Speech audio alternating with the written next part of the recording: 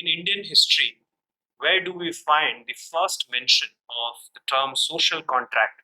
Not exactly through those words, but the idea is reflected in Indian history.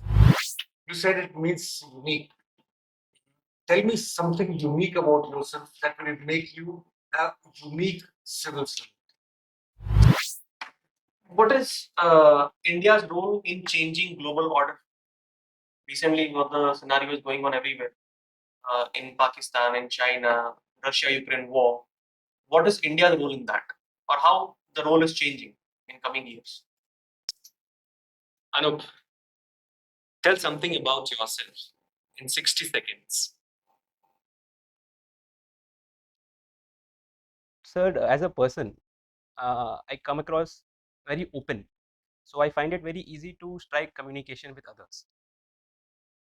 Secondly, sir, I really like taking initiatives wherever I find an opportunity, and that gives me a inner satisfaction, sir. Thirdly, sir, as a person, I'm a very wise spender. Having studied in a boarding school from very young, I always look to optimize resources wherever possible in personal life. And apart from that, sir, I've been preparing for the civil services from past 5 years. And recently, I finished my post graduation in the field of public administration. You said that you like taking initiatives. Can you highlight 3 best initiatives that you have taken in your life so far, apart from the thing that you have prepared for this examination? Outside the field of this examination, Yeah. 3 initiatives. Sir, firstly, I would like to recall initiative I've taken in school time. As a head of boarder, sir, my duty was to bring more people into extracurriculars. So what we had done at that particular time, at that time IPL was very famous, sir. So we started something known as Borders Premier League, wherein we categorize students into different teams, and we tried to inculcate a spirit of competition, because many people we saw, sir, that after school they used to come and sleep, and then they used to go for studies. So when this initiative was started, sir, we saw that the captains themselves were taking initiative. Like students were going, practicing. There was this competitive spirit among them. And best thing was, sir, even after the tournament got over, we saw that that thing got cultivated in the future also. So this is just one. I asked for 3. Second is the extracurricular activities again, sir. There, public speaking was one of the issues that students were facing. So what we started, we used to pray before and after eating every day, and our leaders used to go and pray in the mic. So what we did, 5 days we distributed different classes. For example, on Monday class, first student, Tuesday class, second student will go and say the prayer. So that way, sir, that confidence was built among the students. And thirdly, sir, as a volunteer in the vaccination drive, I, along with my team, what we started, sir, we started taking participation of volunteers, citizen participation in administration.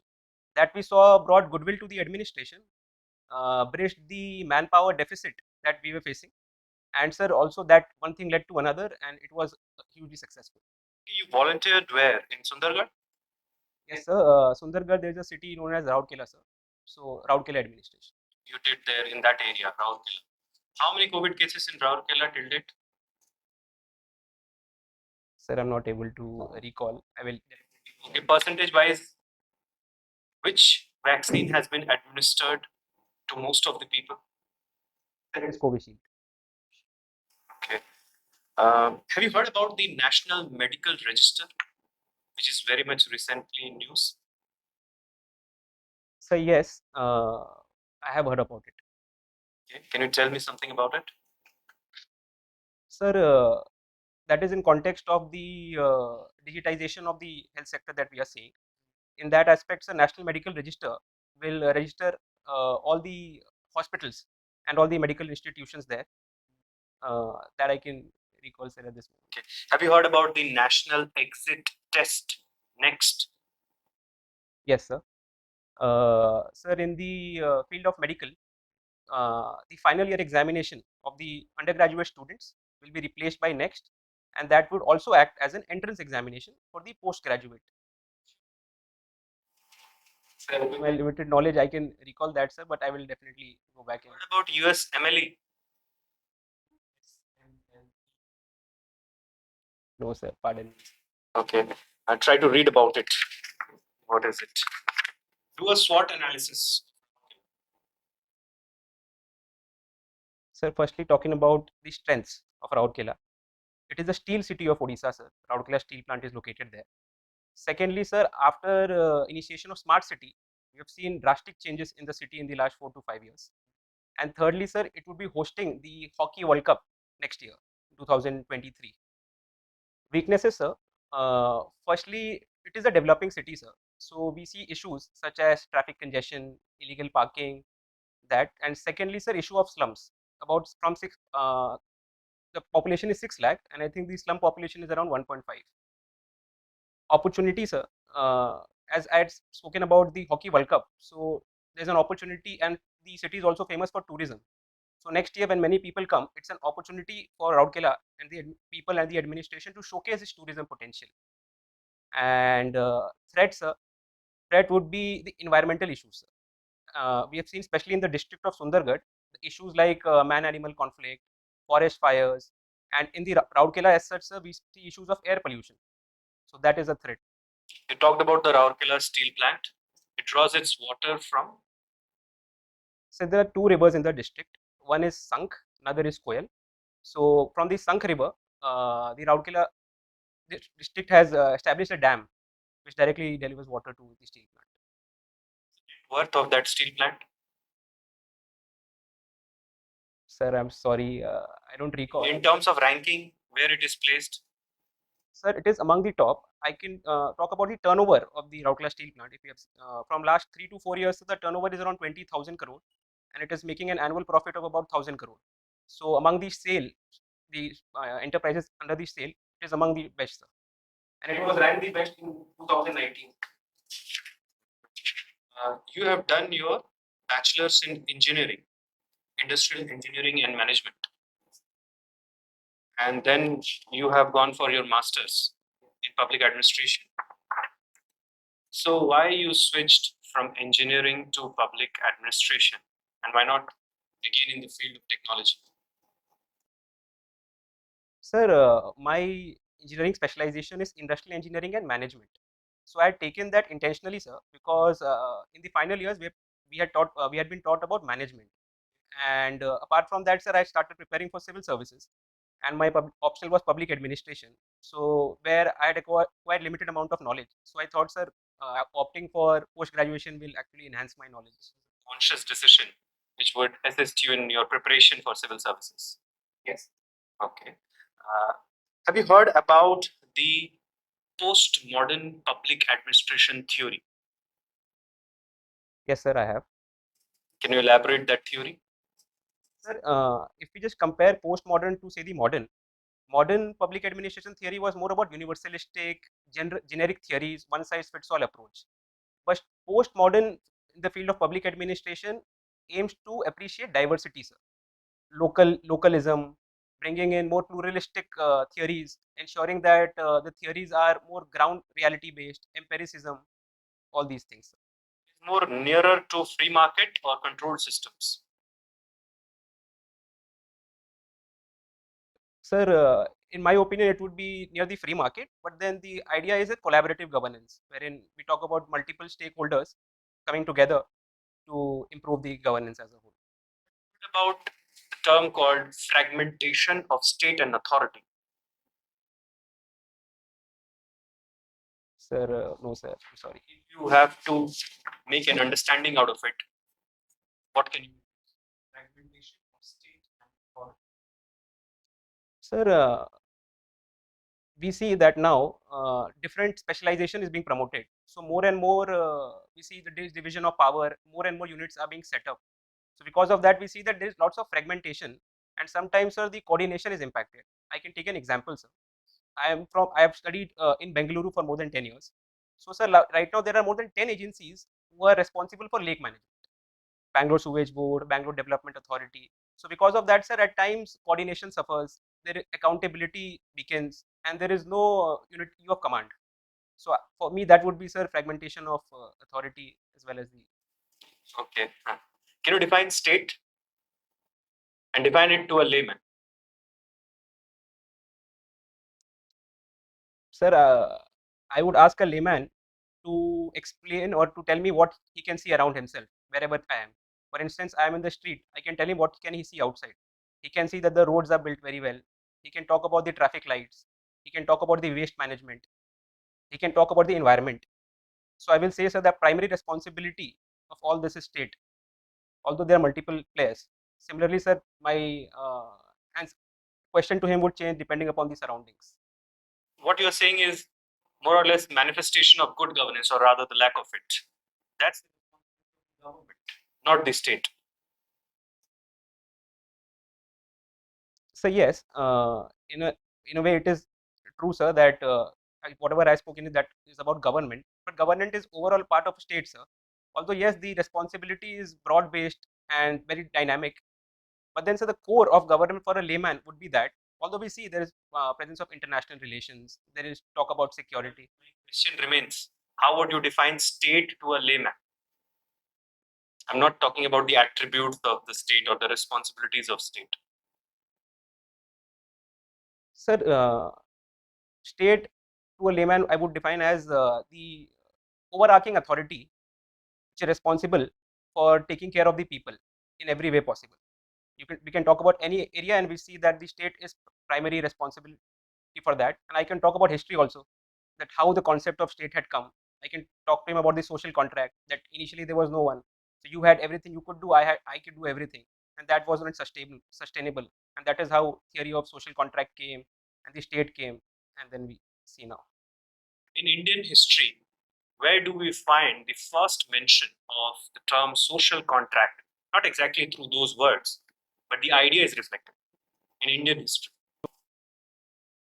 Sir, I think it is Kautilya in his Arthashastra that he has spoken about concepts like Prajahita, Yogakshema.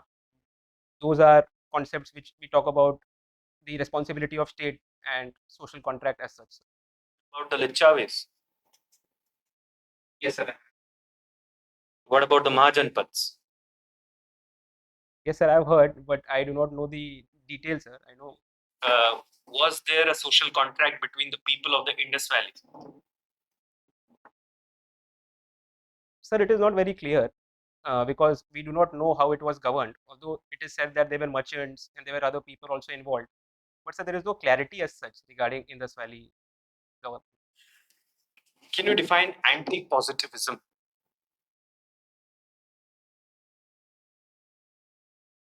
So can I take a few seconds? Thank you, sir. Sir, positivist, was talking about positivism, that was, sir, value-free administration for me. That was that the goal of the administration was to have a value-free orientation wherein top efficiency was the main goal. But anti-positivism or post-positivist that we say, led by thinkers like Dwight Waldo, they spoke about values in administration, wherein the government was responsible for its people. And so values such as, for example, we can talk about the Nolan values. Those are also core of any government. And now, sir, apart post-positivism, we have seen that both of them have merged. And sir, the means is positivism, whereas the end of a government is post-positivism. Okay, you talked about the Nolan values. How many Nolan values could be considered as foundational values for civil services? Talking about the values, sir, there are 7 altogether: honesty, objectivity, leadership, integrity, selflessness, and there are 2 more, sir, I'm not able to recall. Yes, and sir, for me, all these values, I think, are subset of courage. If a person has courage, then only all these values will play a part, sir. So in a way, we can say that all of these values are foundational values, sir. But then ultimately, sir, courage trumps all. When a person has courage, then only he'll have honesty. There will be integrity, according to me, sir. Anup, what is the difference between courage and fortitude?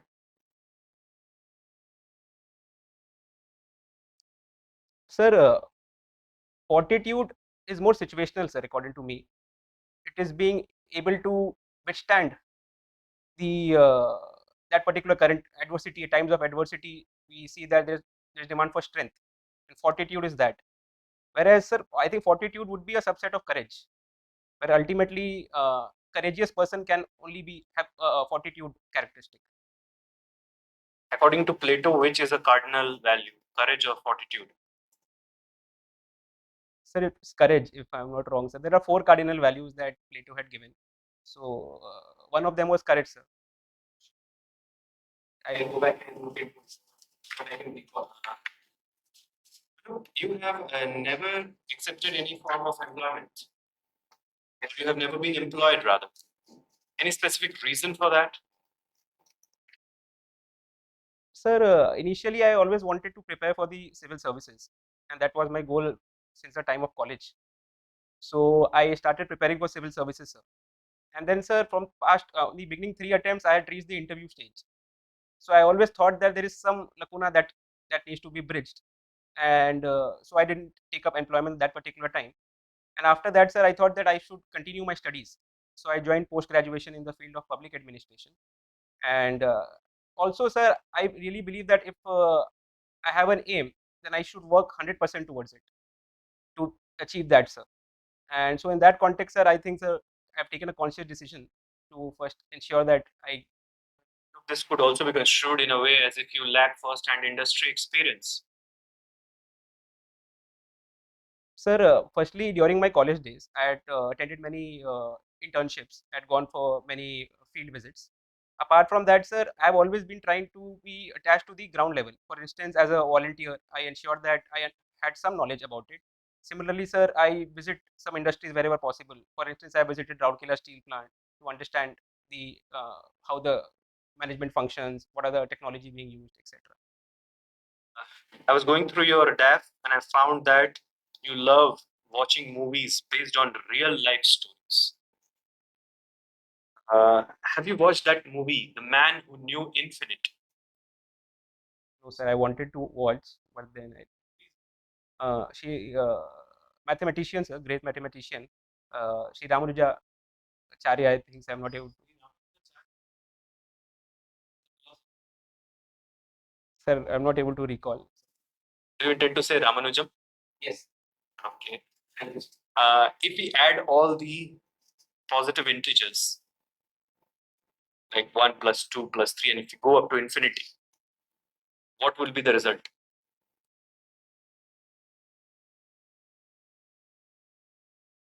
Sir, it would be still infinity. I'm not sure. I'm not sure, sir. And this is one of the major findings of Ramanujan. You check it. Thank What you is so the much. answer, right? Have you watched the movie The King in the Wilderness? No, sir. Okay. This movie is on Martin Luther King Jr. Have you heard about him? Do you remember any of his famous quotes? Sir, his biography is named as I Had a Dream. That I remember. Apart from that, sir, I may not recall the exact quote, but the essence of that was, sir, that what Gandhiji has said, that be the change that you wish to see in this world. So even he believed in that principle. Okay. What do you understand by the term Karma Yogi? Sir, Karma Yogi is a person who's really dedicated towards his work. Talking about historical aspects, sir, Swami Vivekananda had spoken about Karma Yogi, that uh, shows the characteristics of a person who is dedicated, committed, and who likes to take action, who's action driven, and who is duty bound, sir, who considers others' interest or puts collective interest ahead of individual interest. That would be About Mahatma Gandhi ji. And have you heard about his concept of India of my dreams? no, sir, I have not. Suppose Anup has to now define India of his dreams. How it would be, just define in 3 lines. India of your dreams. 2 seconds.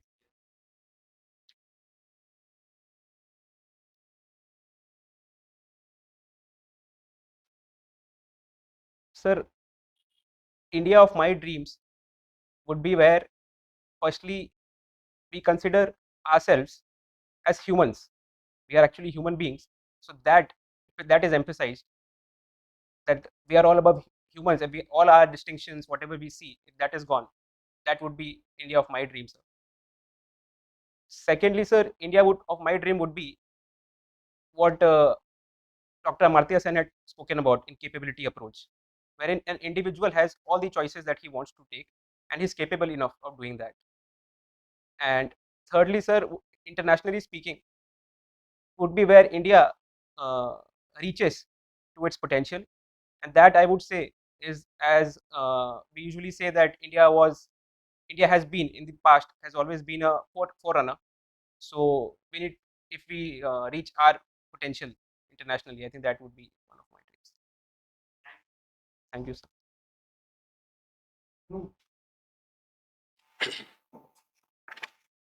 What is the meaning of the name Anup? Why do you spell it as UP and not double O? Sir, speak first. Answering your second question first, sir. Anup, sir, actually my parents had named that. So, and also, sir, Anup, double OP would actually mean that the middle syllable is more dragged. So my name is Anup and differentiates from Anup. And talking about the first thing, sir, the meaning, it actually means unique, sir. Uh, wherein it also means that that is actually name of a flower, Anup, and it's named as unique. Also has got a relation to a pond or a watery body. Any idea? No, sir, I will go back and repeat. You said it means unique. Tell me something unique about yourself that will make you a unique civil servant.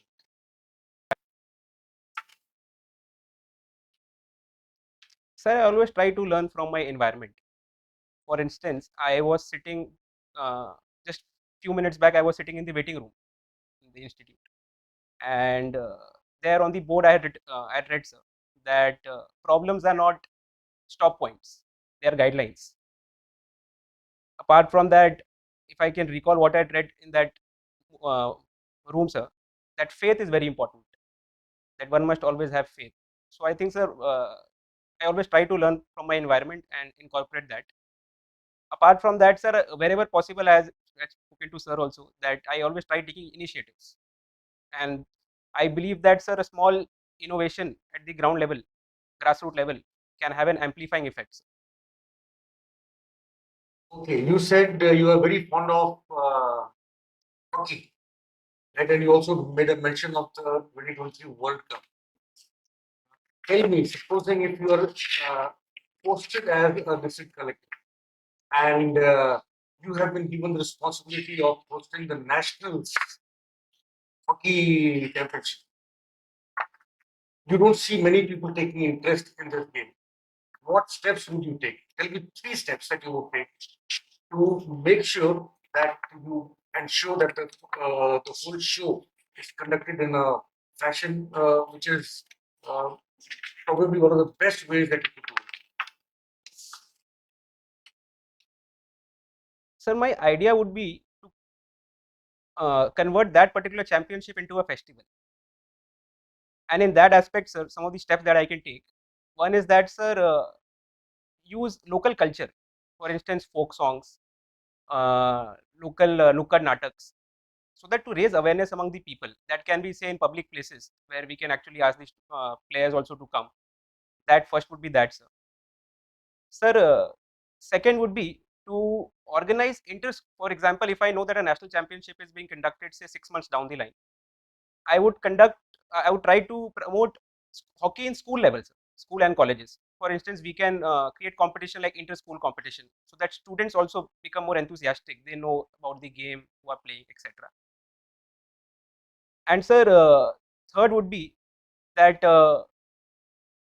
from the grassroots level, we see that especially in Odisha, or for example, I'm the district collector of my district, sir, Sundargarh.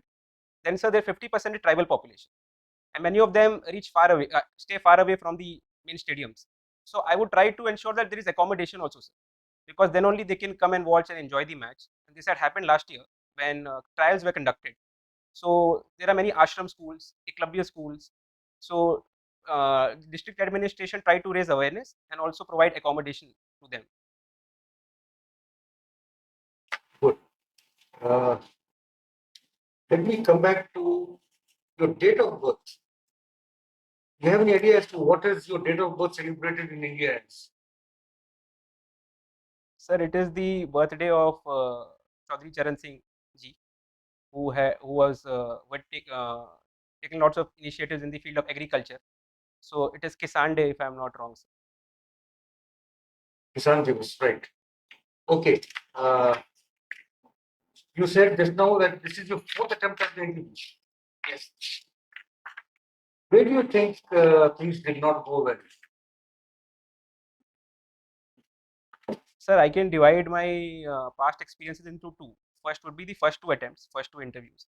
There, sir, I thought that my preparation was mostly in the lines of mains. So my focus was always on exhaustive notes making, trying to do everything possible. But sir, then I realized that interview is about me, and I need to focus on me, what I have done, what I can do, what are my learnings, etc. So that part, I thought that first two attempt that I was missing. And so last year I thought that sir, my interview is mostly solo preparation. I thought, but the interview because that had given me results in prelims and mains, preparing solo strategically. But I thought interview is more about conversation, sir, talking to others, learning from their opinion, building opinion. So that is why now I have taken a conscious decision where I speak to the officers working at the grassroots, say BDO, additional BDO. Also, we have a group wherein every day we practice. And thirdly, sir, I think some kind of anxiousness also was there in previous attempts. So I think that would have also played a role.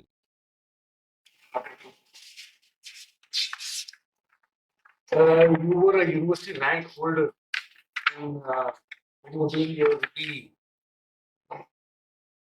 Why do you want to join the civil service? Why not a career in the corporate world as an engineer?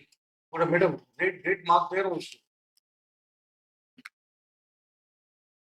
Sir, I would like to join the civil services because of the opportunity, sir, that civil services provides to an individual, wherein we can work from starting from grassroots level. We can work to in the higher levels of the administration, as well as earn a respectable place in the society, sir. And also, sir, joining the civil services was a conscious decision because of my past experiences, where in various leadership positions, I have realized that, sir, I have the potential to drive change at grassroots level. And so the impact of that, the initiatives that I've taken before, right now, if I learn from that, so that inspires me to continue doing that in the future. Okay. Let me come back to hockey. India won. Did India win any medal in the last Olympics? Team won the bronze medal, and the women's team came fourth. Tell me about the game that you talked about when India won the bronze. Tell me five significant things about five significant facts about that game. So can you take few seconds?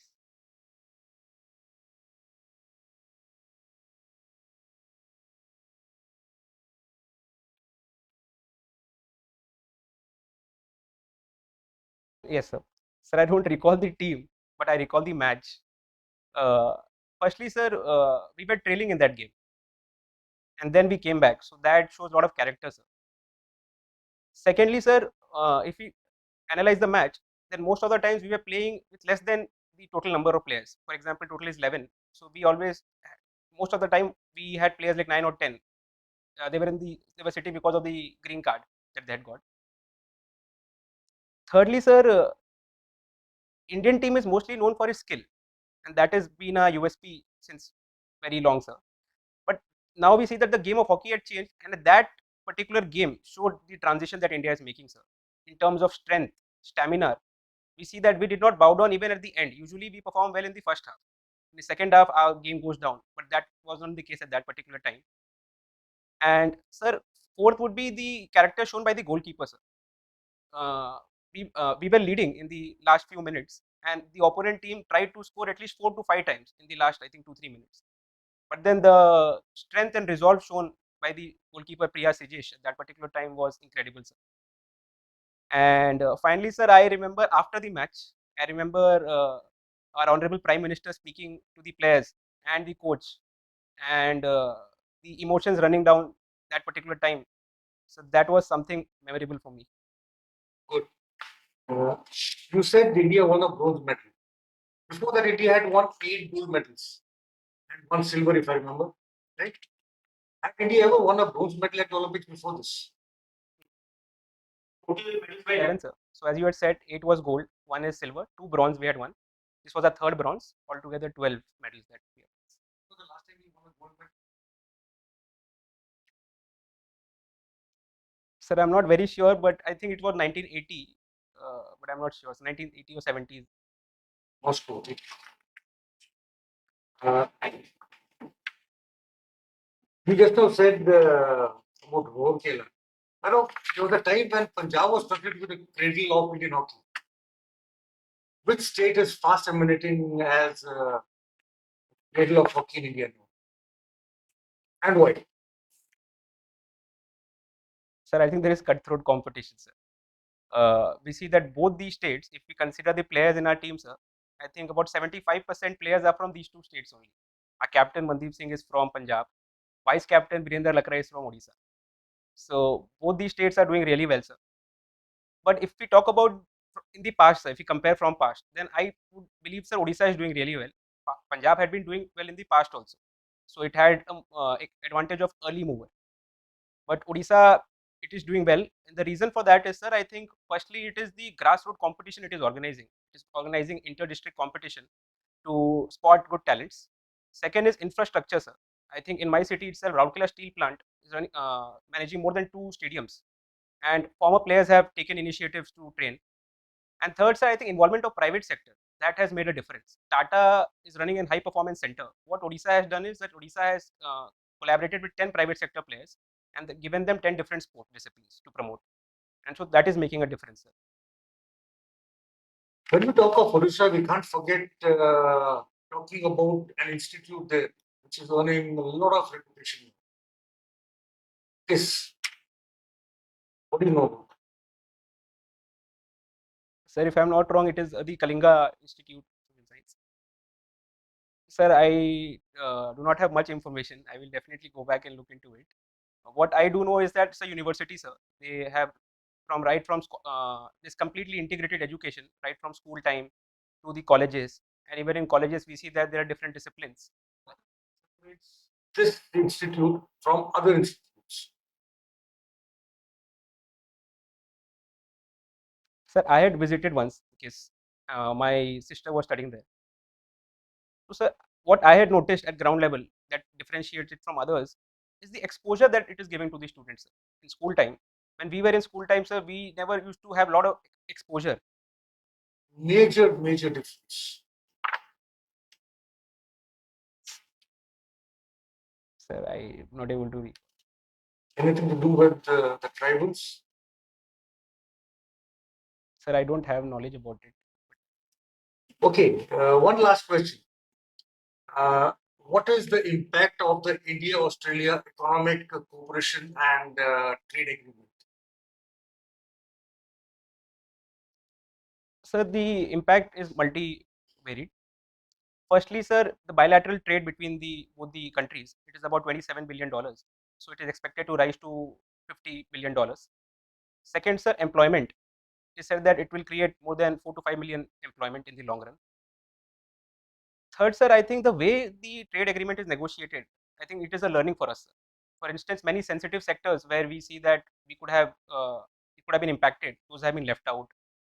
96% of India's exports gets access to Australia, whereas 86% of their exports get it.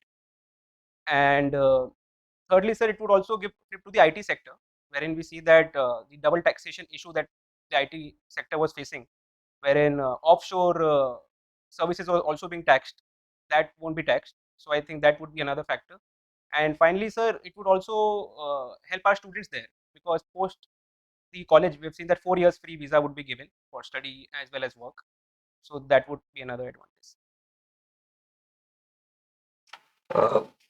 Recently, we heard about the AUKUS, and before that, we had heard about the Quad. Should India be a part of AUKUS or not?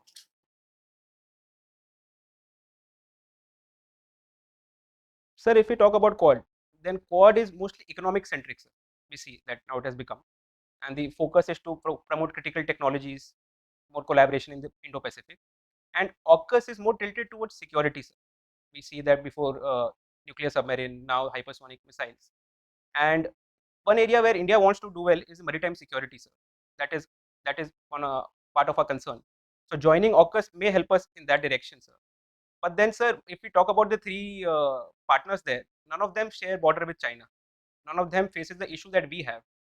There is already an apprehension that we have joined Quad to restrain China, but that may not be completely true, sir. We have joined for our own reasons.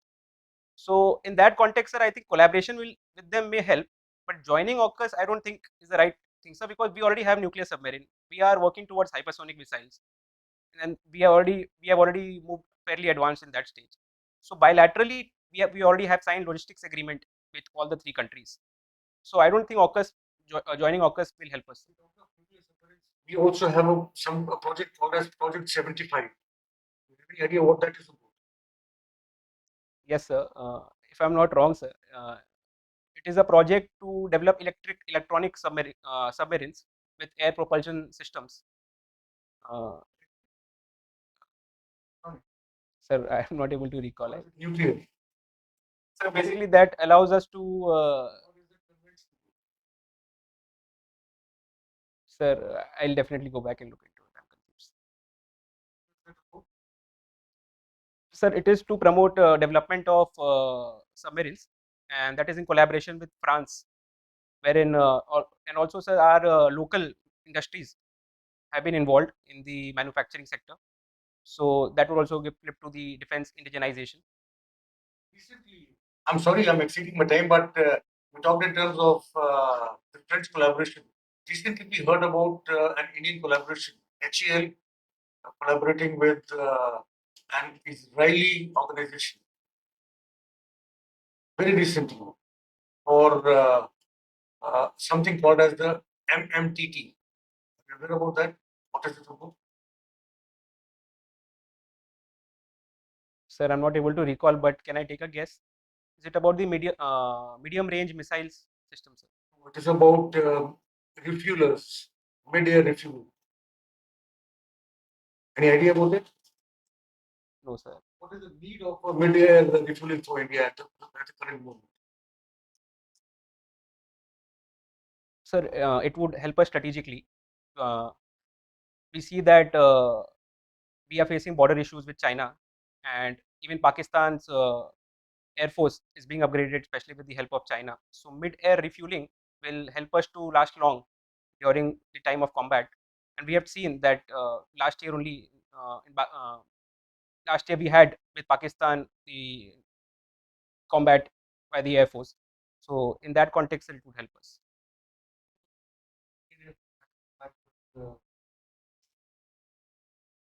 Sir, full-fledged, I would say it was the 1971 and the Kargil War. They both that times Indian Air Force was involved. But last year also we saw that there was a combat, sir, wherein our wing commander was was actually captured there in the Pakistan, and he had been brought back. What was his name?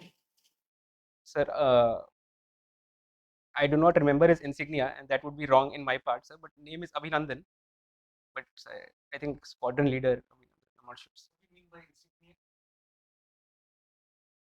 So that would be designation in that particular institution or organization. Is it the insignia or is it the designation? Sir, it is the designation. Sorry, sir. Thank you. Sir. Thank you. Anup, you are from Raurkela. What are the pull factors present in Raurkela for location of a specific kind of industry? Sir, firstly is the presence of raw materials. Raurkela and Keoghar district both comprise of 1/3 of total Odisha's minerals: iron ore, coal, limestone, etc. Second, sir, would be presence of water. There are two rivers that are passing through the district, Sank and Koyal. Third, sir, would be the connectivity. Raurkela is at the transit route from Calcutta to Bombay, sir, the railway route. Apart from that, is that direct connectivity with the port, Paradeep, etc. So that another, sir. Fourth is, sir, presence of labor is also there, sir. So these are the pull factors, I think. Trickle down theory has not worked for Rourkela. Do you believe this? Sir, not to the extent that we would have liked, although it had given certain benefits, but yes, overall, sir, there were certain challenges in that. Because Rourkela steel plant was made keeping in mind that it would actually promote many MSMEs around it. But if we see or if we analyze the last 5-6 decades, sir, then many industries have come, sir, but they are mostly traders. There is no value addition which is taking place. That is the main issue. Apart from that, sir, Rourkela steel plant is a capital intensive industry. So capital goods after that directly being exported. Rather than that, if you could have brought in more industries which could actually convert that into finished goods, that would have helped us. Asking is, has Rourkela steel plant been successful in dissipating the benefits to the masses of Rourkela, the locals of Rourkela? Sir, earlier I was talking about from the economic point of view, but sir, if you see a macro perspective, then sir, Rourkela steel plant has done a tremendous job, in my opinion, sir. Apart from economic, what it is making already a profit, we see that the recent COVID time, the entire medical infrastructure main role was played by Rourkela steel plant. It had established 3 hospitals, increased COVID beds, etc. General question, not specific to health or this crisis, which was unique in nature. I'm asking you that has Rourkela steel plant provided the benefit to the masses what it was made for? Yes, it has. It was made for firstly employment, sir. We see that right now it employs about 12,000 people. So they've become local, most of them. Uh, Even if they came from outside, they had. There is an argument going on that they import workforce from outside, and that is why, although they were envisaged to be creating more jobs locally, they are importing workforce. Rourkela is also doing that. Sir, every industry, sir, would have people from both locals as well as thing. But Rourkela steel plant, sir, it is also providing skill to the local people so as to employ them, say, in the ground level jobs. Apart from that, sir, if we speak about the indirect impact that Rourkela steel plant is making in terms of employment, that is also huge, sir. We see different areas where it has worked. Is all local employment there. It has also promoted employment in the sense that, sir, it is adopted many villages and it is providing them skill, providing them the wherewithals, entrepreneurship, mentorship. So in that aspect, sir, it has done well for the locals also. Okay. What is India's role in changing global order? Recently, what the scenario is going on everywhere in Pakistan, in China, Russia-Ukraine war. What is India's role in that, or how the role is changing in coming years?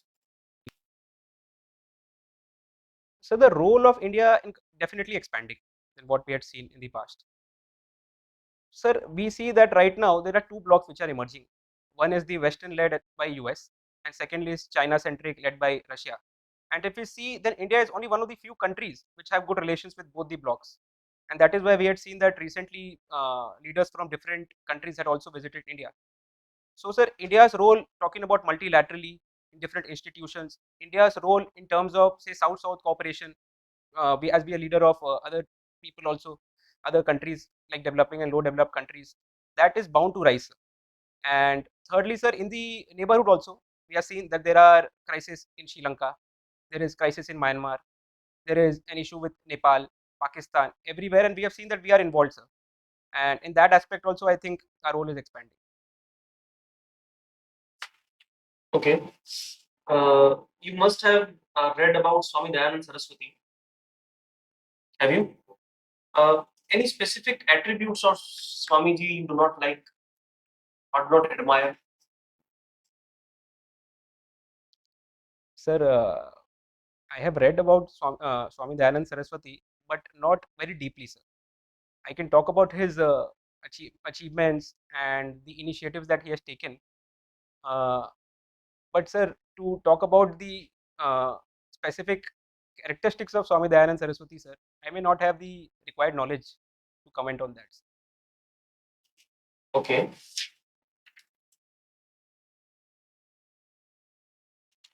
Your option was public administration. From the public administration viewpoint, establish for me a linkage between God and government.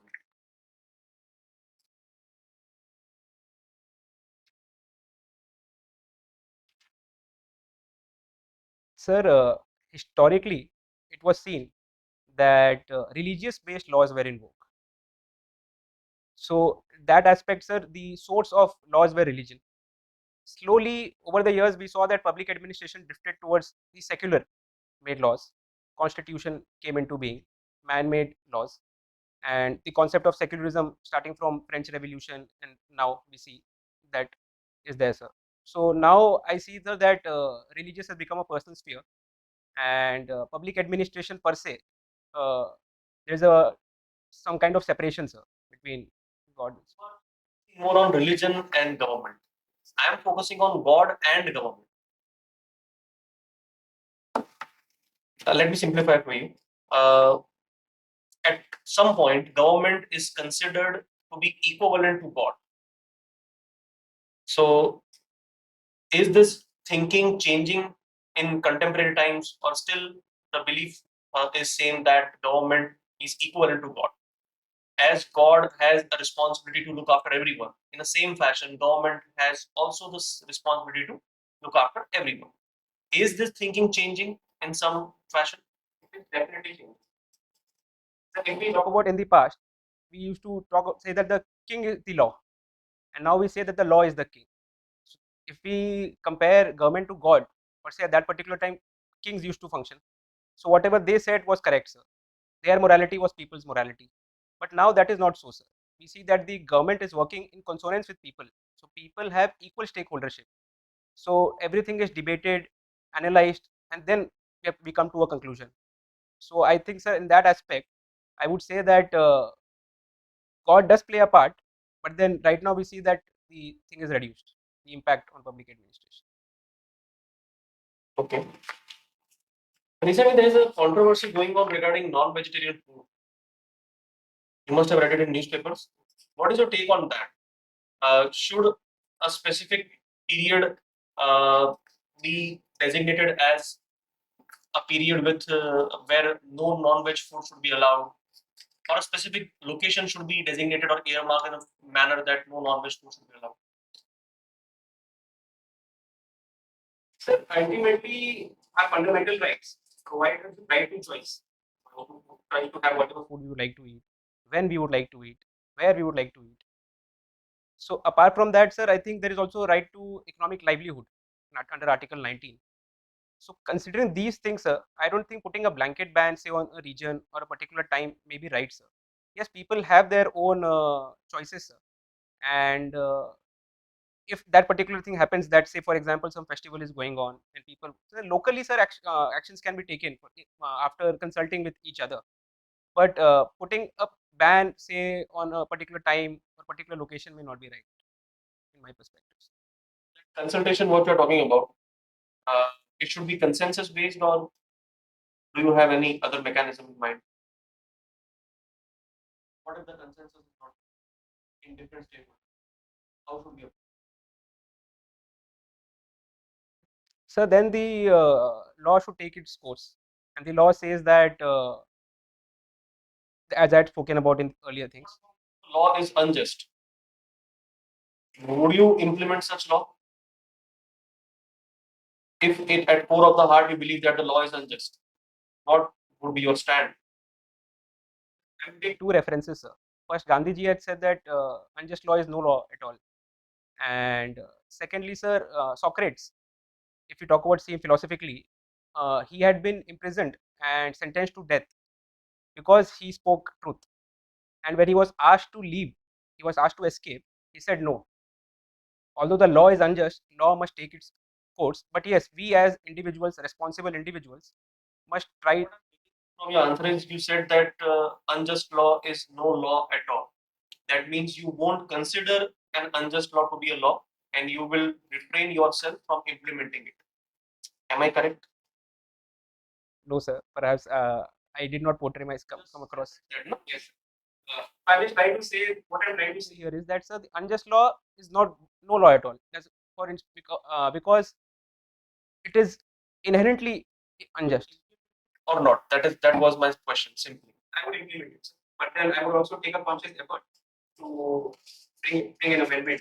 For example, as a citizen, I can petition my representative, and I also can send a letter to the uh, administration. I also collaborate with other NGOs to ensure that that law is changed. But then I would implement it. Okay.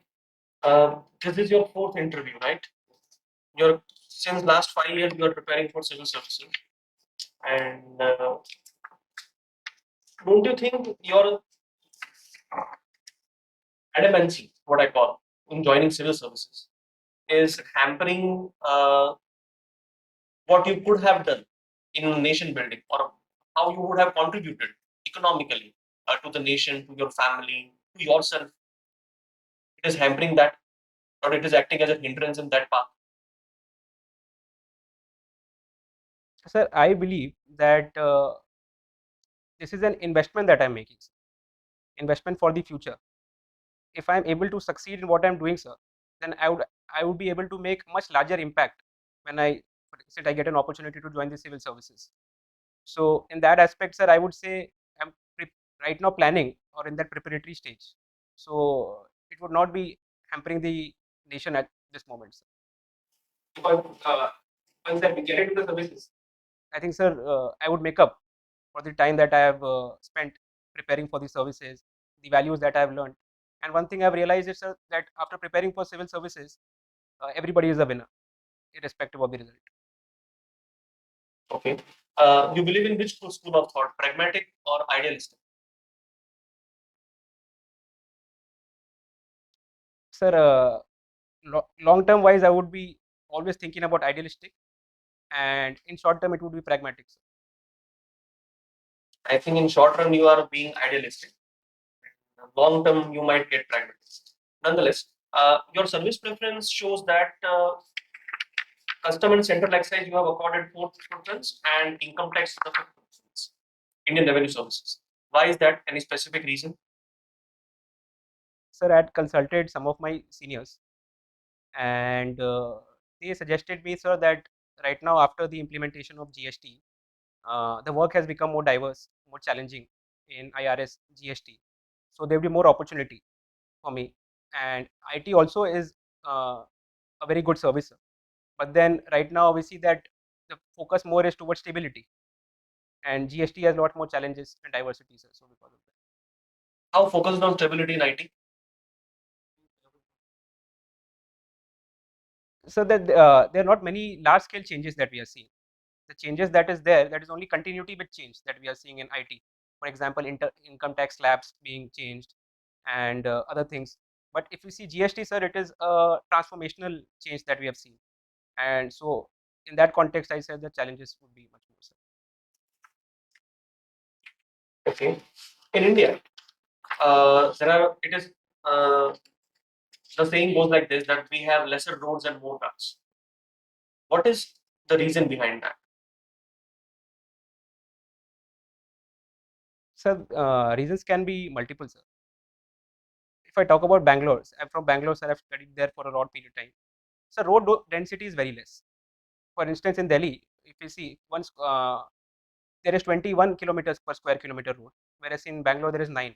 So at times the road density is less. Secondly, the population is rising, especially in urban areas, and so because of that, we see that the population, there are many other new vehicles that are coming in on the roads. And apart from that, sir, the traffic congestion is one of the issue. That because of that, sir, mismanaged traffic at times make us believe that the roads are. Why we have lesser roads? What you are mentioning is the problem with road infrastructure we have. I am asking you why we have lesser roads and more cars.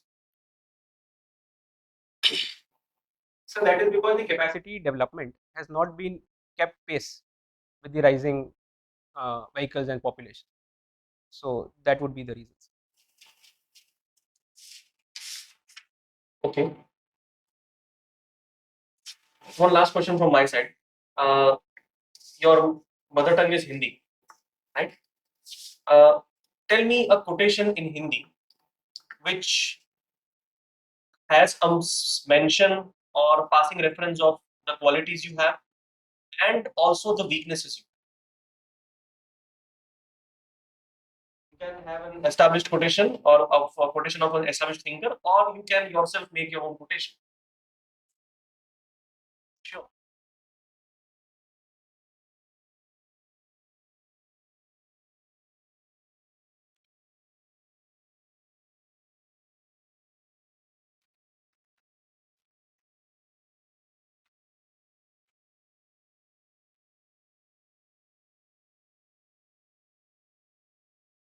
Sir, I'm not able to make a quote right now,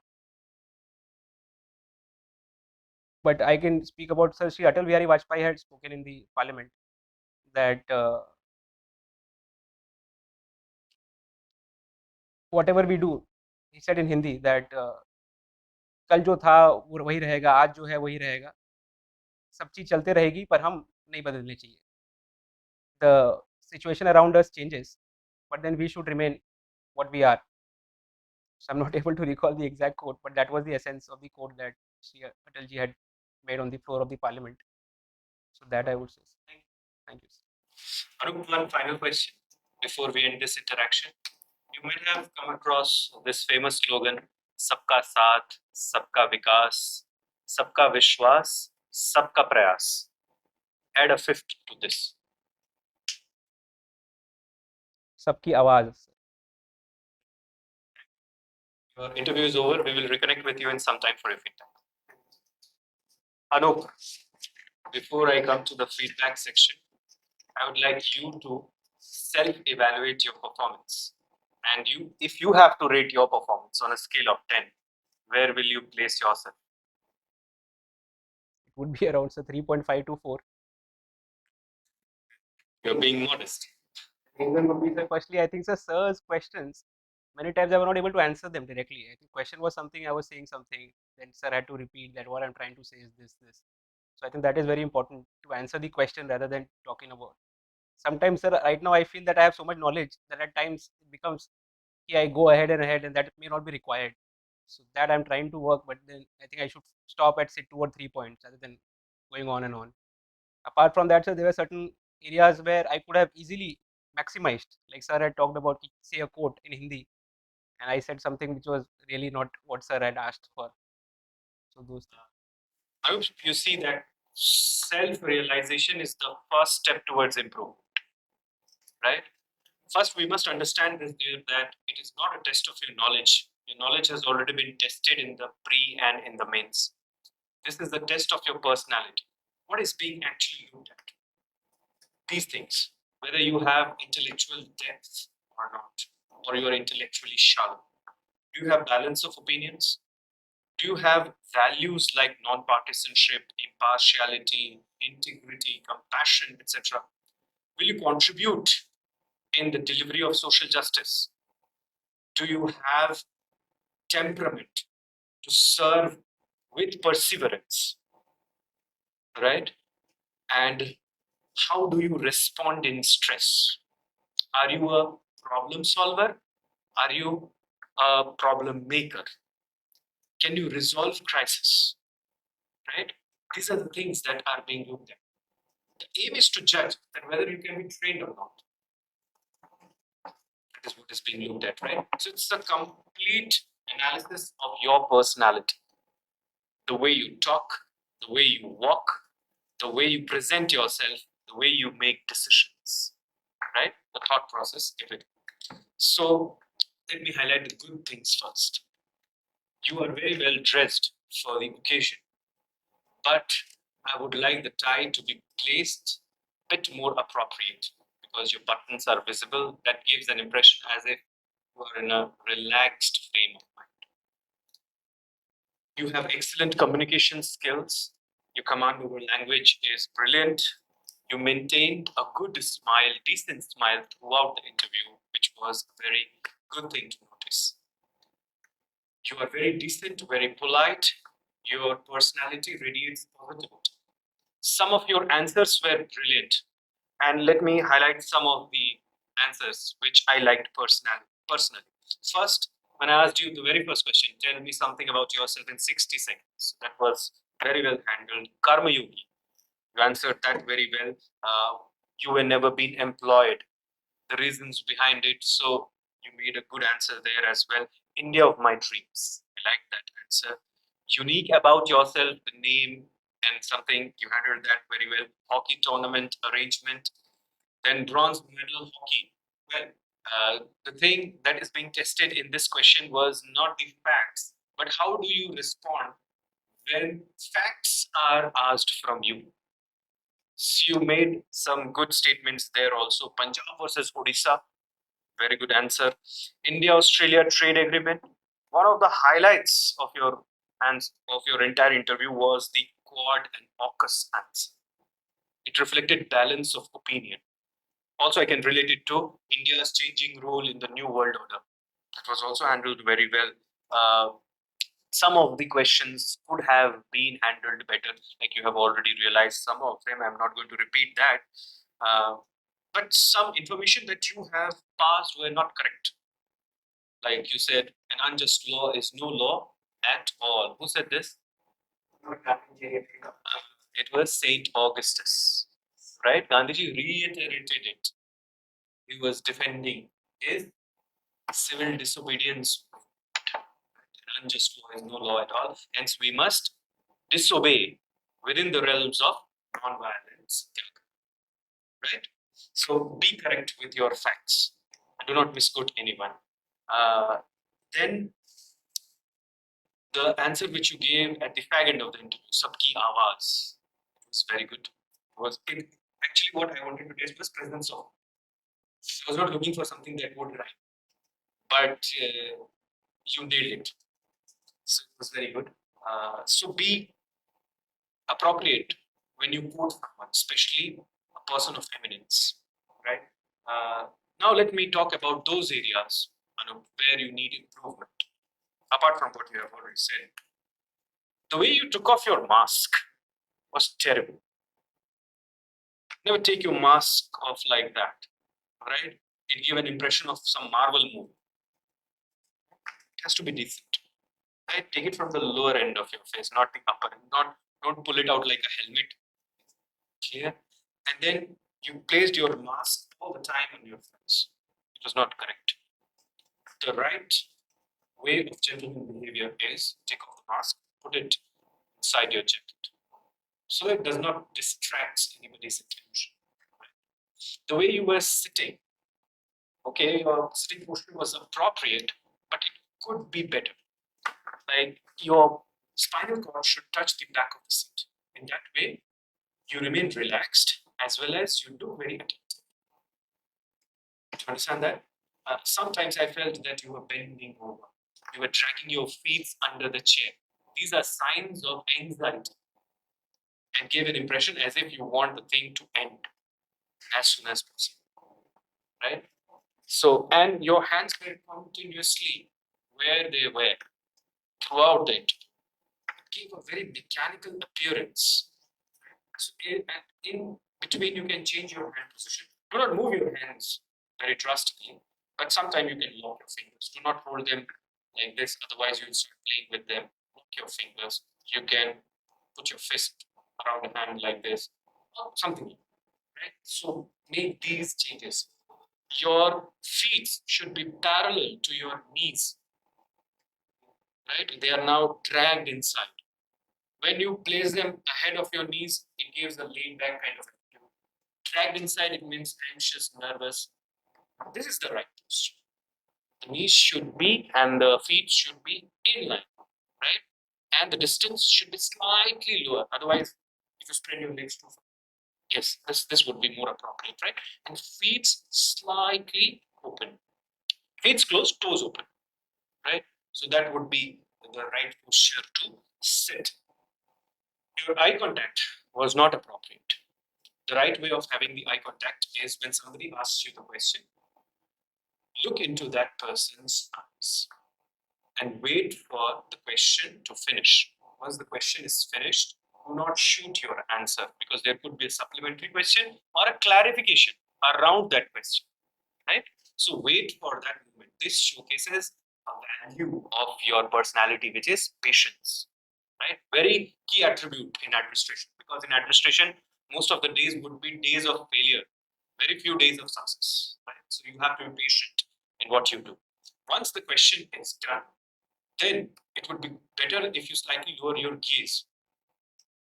Then it gives an impression you are thinking about the question and you do not have a ready-made answer. Right?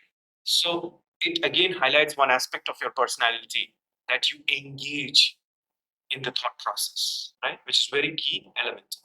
Then while you're answering, pick your gaze up and look at the person who has asked you the question. Primarily, 60 to 70% of time should be dedicated towards that person. The rest 30 or 40 should be divided equally or almost equally between other members in the panel. Otherwise, they might feel left out and they may take offense of it, may award you extremely less marks, and the overall average marks will come. Right? And when you are making that eye contact there, keep this in mind that you do not shift your eyes drastically. Rather, it should be a smooth movement. The head should also move. The head should not be moving very fast or very slow, but appropriately, and the eyes should move with the head. It should not be like this. It showcases as if you want to avoid the person. Right? So keep that thing in mind. Your answers were terribly long at places. You have to cut down because you are still, as you rightly realized, you are still in the frame of the mains. First, you create a background, then you come up with your points, and then you wait for that beautiful conclusion that you will give. Dear, this is a personality test, right? Sometimes you might not even get 50 seconds to answer your question.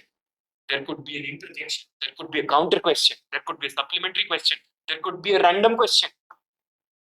So in the personality test, your best point should be your first point, and it has to be very precise, right? If I ask Anup, what do you like to eat? And if you start answering that I like all kinds of cuisines, many of them are good for health, just come up with the answer. What you like to eat? You have to be very straightforward. Then the seniors will engage with you very regularly. Otherwise, they will avoid you. ये बहुत बात करता है. Do you understand that? So you keep that thing in mind. When question was like, say 3 things. I asked it specifically. Sir asked it specifically. 3 things. आप एक बताते हो, फिर उसे दूसरे को एक्सप्लेन करने लग जाते हो. एक बार तो मैंने बोला भी था. What is the second and third? Right? So do not lose track of the question. Keep that thing in mind. While you were getting up and you were leaving the room, you almost stumbled. Right?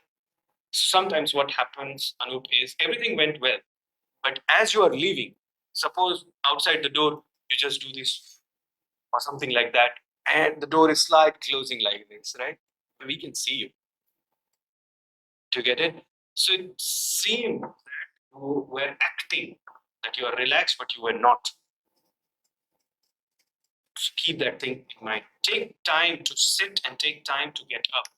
Because once you have taken your seat, you cannot change your position drastically. Do not sit at the edge of the seat. Right? One thing which I wanted to ask you, you talked about the Tata High Performance Center. That's for hockey.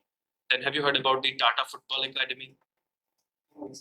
Tata Football Academy in Jamshedpur. I know that Disco has been doing. But there is a football academy by Tata. So my question was actually, which because of the time I could not ask you, what is the contribution of Tata in cricket? It is sponsoring. Right. So keep that thing in mind, right? So there could be some kind of questions like that. Could you can relate to that. So Anu, this was my feedback. Other honorable members will give their own, but overall, you are a bright prospect, and I have a hunch, strong hunch, you are into the list, son, this year. Do not miss this opportunity, right? Yes. I would like to start where he ended. I have a very strong hunch you're making this. Very strong hunch. In doing so, in our feedback, we are giving you a 360-degree feedback. Right? It's not just one dimension. It is all directions. And the purpose of this is to make sure that this is your last attempt. You don't have to go through the rigmarole once again, right? So take the feedback in the right spirit and act on that and make us proud, right? Okay. So you made a very smart entry, but your exit was a little close. I'll tell you good things as well as things which could be improved. You had your coat buttoned when you came in. When you sat down, you opened your button. When you got up, you again put on your button. That is exactly what the court etiquettes are, and you've done each of them wonderfully. Do that. Your tie is too short, right? The tie should be a little longer. Is this a dress you're going to be wearing for the final day? I will advise you to go in for a tie color which is not so striking. It's not so bold. Red tie is okay if the color suits you, but going for something which has got a little bit of some sort of a design on it, so it doesn't catch the eye. Red is too bold actually, right? So all the attention, rather than your face, was going on the tie all the way. So that is one place where you can make a little difference. You have not shaved today, which I did not like. Why? Because this is a final rehearsal, and you should have come here in the same manner as you would have been, as you would go prepared for the actual interview. Right? Go, doesn't matter. For the final interview, make sure you go in properly shaved. Going in unshaved or maybe shaving 24 hours before gives us, an impression of taking it too casually. Okay? And here, if you look at your picture and you look at your hairstyle now, you can see the difference. Your hair is not well dressed, your hair is not well oiled. So whereas the picture is picture perfect, right? So that also can be made. Mask के बारे में बोल दिया, hand के बारे में बोल दिया, आई कंटैक्ट के बारे में बोल दिया. One more thing I would like to add in the eye contact part of it. When you were thinking, you were looking all around and you were primarily looking downwards. Don't do that. As said, just lower your gaze a little bit, and whenever you are thinking, take permission. Right? And one instance you took permission and you said, "Can I take 2 seconds?" Don't quantify. Don't say 2 seconds. Can I take a few seconds? Right? When you said 2 seconds, but it took almost, I think, about 10, 12 seconds. Means you've gone wrong against what you yourself were committed. Communication skills good has been said. Sitting has been said. Smile has been said. Remember to keep that. Because at the latter part of the interview, I could see the smile fading a little bit. Right? When the third member was asking, I could see that smile was fading a little bit. Keep up your smile. You have a wonderful smile, and that will make a big difference. When you were thinking, you took permission. It was good. Keep it up. Feed के बारे में बोल दिया गया है. Whenever you were given new information, you thank the members. Good. That is what is required to be done. Look out for an opportunity to thank the members. Right? It shows your manners and etiquettes. Very nice. Answers were too long. बोल दिया गया है. But the best part of the whole thing was your self-realization, where you went wrong and what corrective measures you have taken. I love that. And even when you talked about scoring for yourself, you gave yourself scores based on how you realized how the performance went. So that was very good. I only hope you keep up and learn from all these learnings that you just now suggested.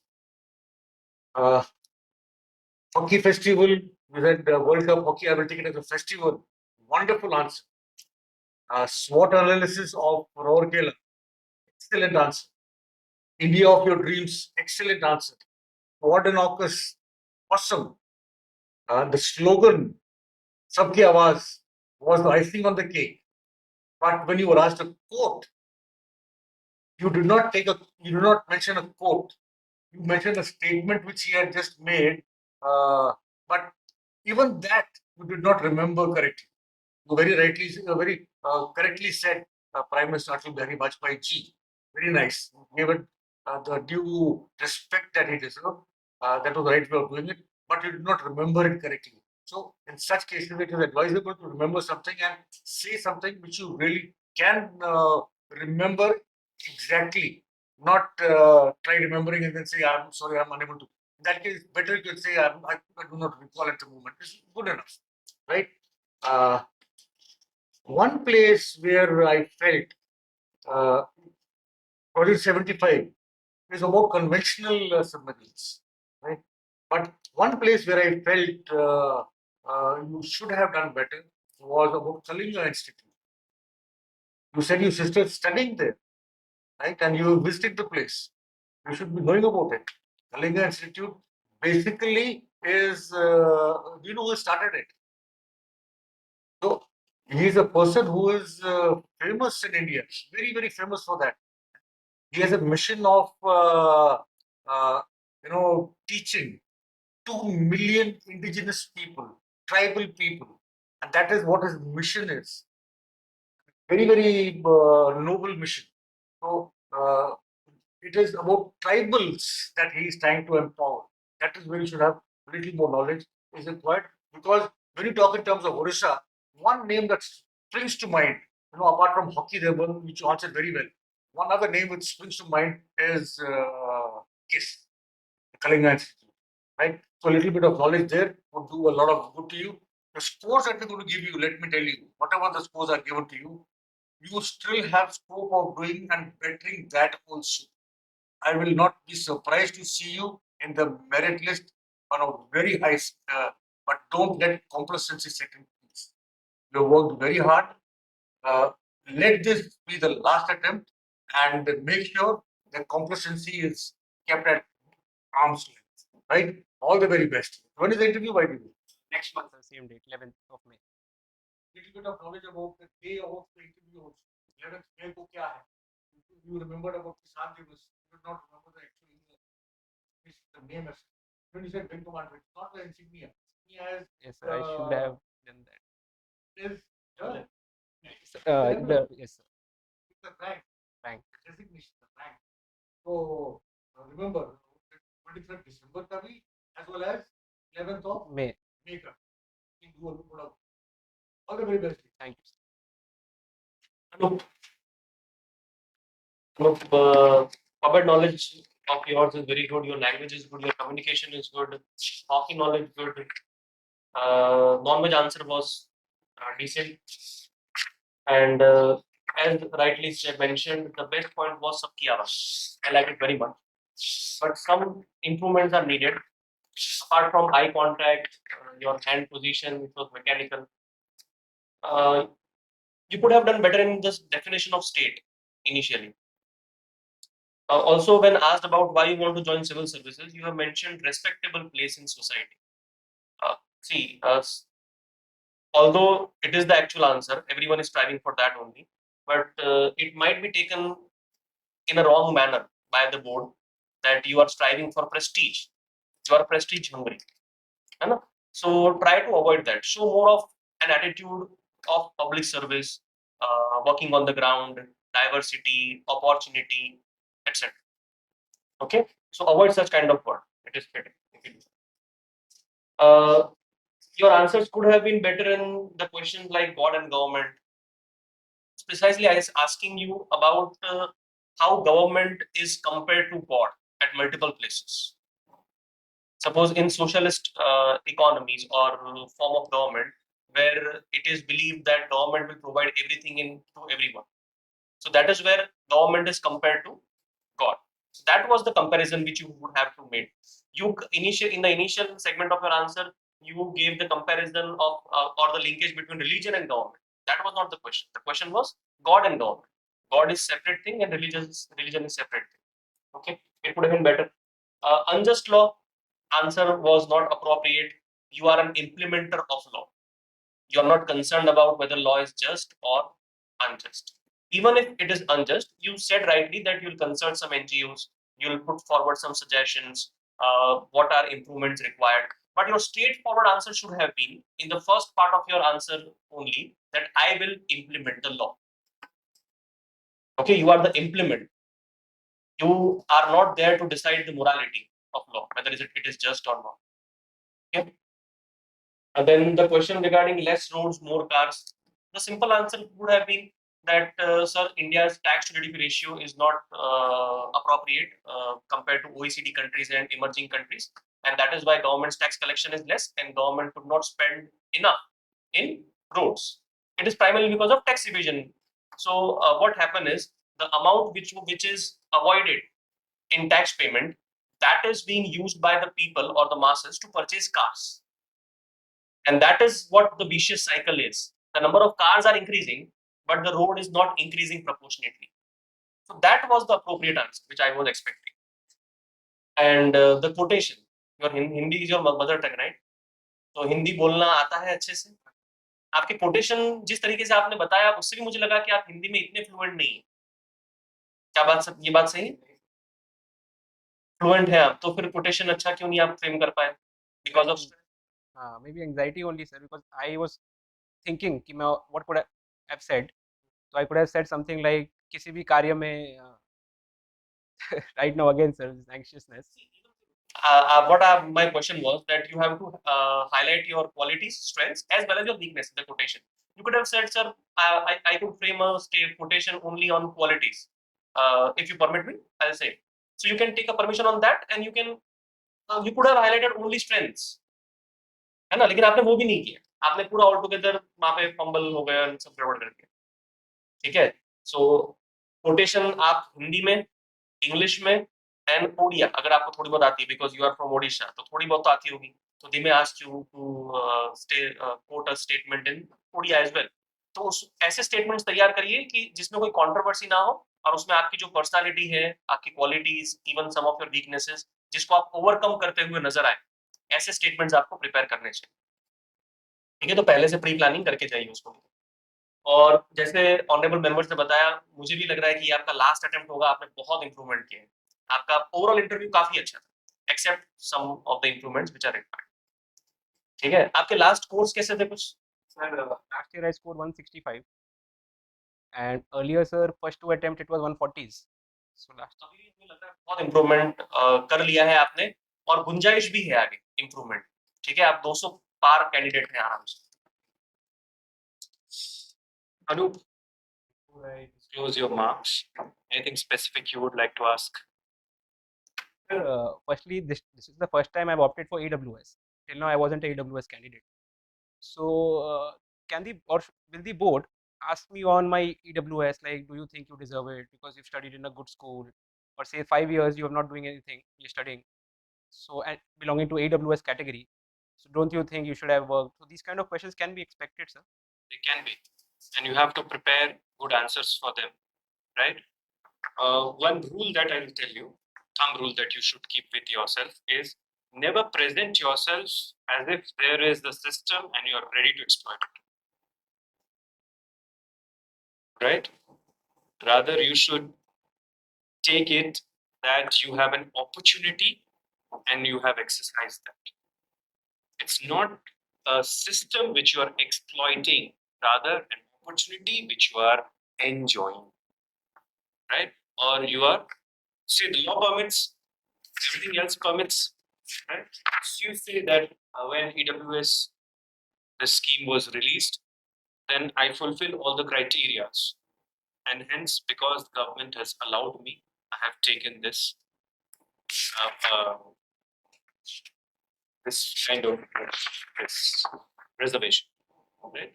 I have taken the benefits of the reservation. But definitely, the day I would come over that threshold income limit, I would be the first person to give up on this. Automatically, anyhow, it would be given up by that time, right? So this shows that you are taking, see, if government gives you free cylinders, free electricity, people take it, right? Irrespective of their capability to pay or not pay. But then the Honorable Prime Minister once, he appealed that those who can pay for the cylinders give up on your subsidies. It's almost like that. So you have to keep that thing in mind.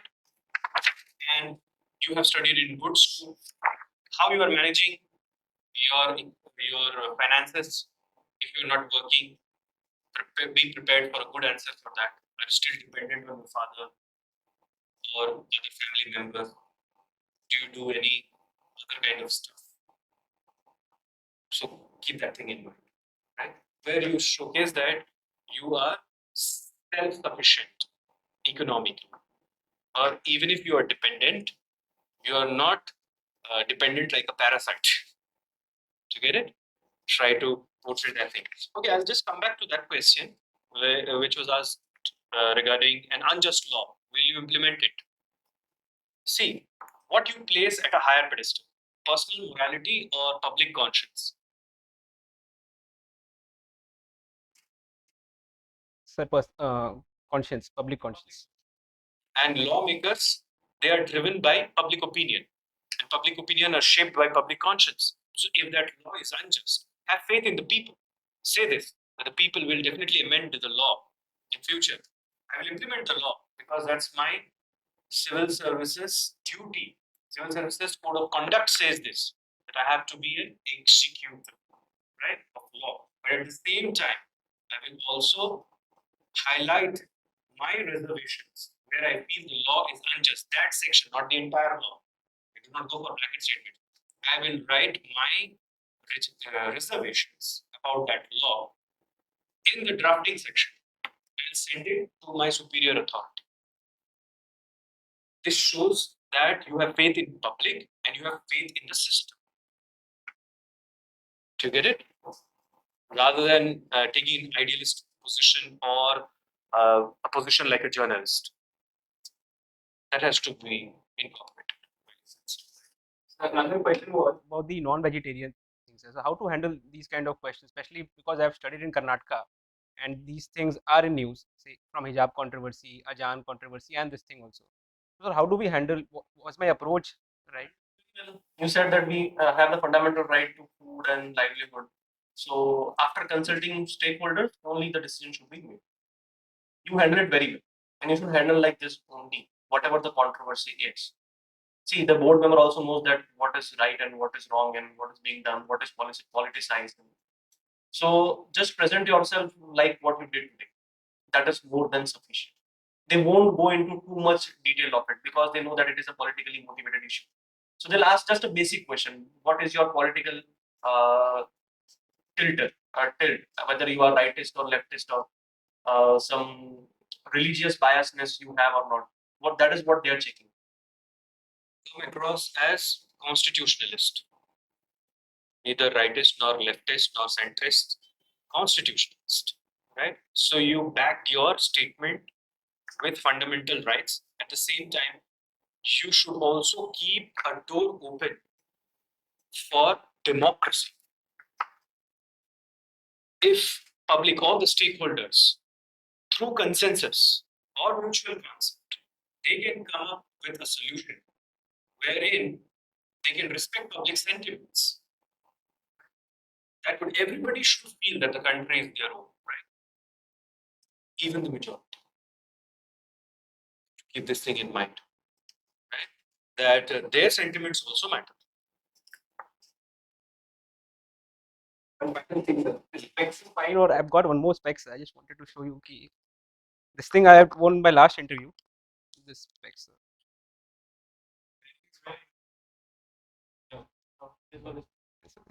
Okay. This one is always. Yes, it looks more sober. It looks more sober. And I can see that. Do you have your hands shake ordinarily? Yes. They may ask you to write something. So, because here we have this kind of arrangement where there has to be a video feedback and all of that. That's why this distance and all. But in the real interview, you might have experiences that the distance could be much closer, right? They may give you a paper, a pen, ask you to write something, what you're feeling about today, or something like that, right? Never use the table unless you're asked to do so. Keep it like this, and you write. And if suppose you are too close and you cannot do that, then ask for the permission. Can I use the table to place the paper? And never do this. So can I get a pen? Something like that. Okay? But you're not allowed to take a pen either. Well, that's the presence of mind that they are trying to check. So in that case also you have to, they have given you the paper. Obviously they are willing to give you the pen, but they want to see that what you do. ये भी मत करना. Do not take without permission. The thing is, हो सकता है कुछ खा P रहे हो, कुछ रखा हुआ है, तो हो सकता है कि आपको बोले कि लो खा लो कुछ, तो क्या करोगे? मान लो आपको ऑफर कर दिया कुछ, तो क्या करोगे? लोगे या मना कर दोगे? If somebody is offering you something, is it manners to say no constantly? आप किसी के घर जाते हो और बोलते हो नहीं नहीं मुझे कुछ नहीं खाना, मुझे कुछ नहीं खाना. You should take that because your senior is offering that, right? You should take that. Keep it in your hand. उन्होंने आपको लेने को कहा है, तुरंत खाने को नहीं कहा, ठीक है? कई बार वो बोल सकते हैं कि ले लो, आप पसीने में दिख रहे हो, पानी पी लो, तो ये थोड़ा प्रैक्टिस कर लेना कि हाथ से पानी वानी न गिर जाए. इस पे आप फिर कॉन्शियस हो, पूरा इंटरव्यू खराब हो सकता है, ठीक है? तो अगर आप खाते भी हो तो जैसे ही आप उसको you will try to eat it, they'll ask you a question. In that case, do not start speaking with something in your mouth. Finish, apologize for the delay, and start. Right? Anything else? One thing I would like to just say, the way you are sitting right now, you are slouching. You're not sitting erect. Yes, sit erect. That gives a different meaning to your personality. The way you were sitting, you were giving a feeling. I mean, obviously, you were taking this feedback as not part of the interview. But take that, the whole setup, the whole time that you're going to be spending in the room as the interview, and do not get lethargic at the back end of the interview. Don't slouch, keep sitting erect. Practice to do that also. Feet are again dragged beneath. Let the feet not be coming, behind. Yes, they are. That is a sign of nervousness, anxiety. In no case behind your knees. Just keep that in mind. मेरे knees जहाँ पे है मेरे पैर भी वही होने चाहिए बस. As simple as that. That's all. Distance between the knees. आपको पहले बताया था. जितना shoulder. Your feet close, toes open, heels together. As close as possible. It is not this position. It is this position. Yes. Right. Your heels can be a little closer also. Perfectly. Do not sit with your feet wide, your knees wide open. That open stance also is not required. This is perfect, but keep that erect back. That's very important. Okay, so let me highlight the score that we have given you today based on this performance. Obviously, there is an improvement from 165. We have awarded you 185. But if you work hard, as rightly pointed out by everyone, Anup, you are in. The only person who is standing between you and your selection is you. Do not allow, as Sir rightly pointed out, do not allow complacency to creep in, right? And work on these areas. Long answers, I'm again repeating one more time. Long answers, eye contact, and do not misquote. Clear? So work on these areas, definitely. You will make it. All the best. All the best.